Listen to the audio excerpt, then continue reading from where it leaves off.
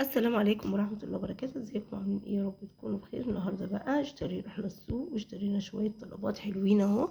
اشترينا قرنبيط واشترينا قوطة واشترينا بتنجان واشترينا شوية خضار حلوين اهو زي ما انتم شايفين، بسم الله ما شاء الله. فطبعا اشترينا شوية خضار رخاص ب50 جنيه بس. راحت سندس السوق النهارده اشتريت شوية الخضار دول ب50 جنيه، يعني القرنبيطين دول ب25، والبتنجان دوت ب5 جنيه، ده ب5 جنيه الخضرة، والطماطم ب20 جنيه. اشترينا شوية خضرة ووفرت زي ما انتم ما شايفين يا حبايبي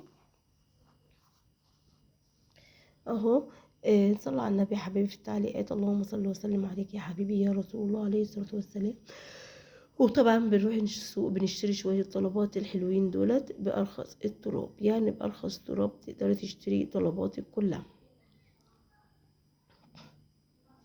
اه.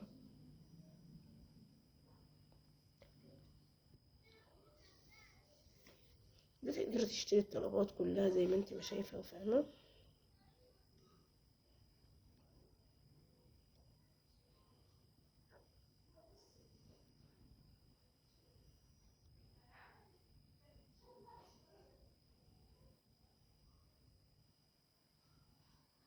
اه يا حبايبي.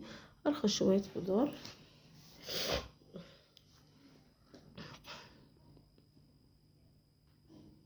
اهو. يعني السوق بتاعنا النهارده كان التلات، فينا سوقها الاربع وفينا سوقها الخميس وفينا سوقها السبت، فكل بلد على حسب السوق بتاعها. فانا طبعا كان السوق النهارده التلات، فبنروح السوق بنشتري على قد ما تناول ايدينا، بنشتري طلباتنا كلها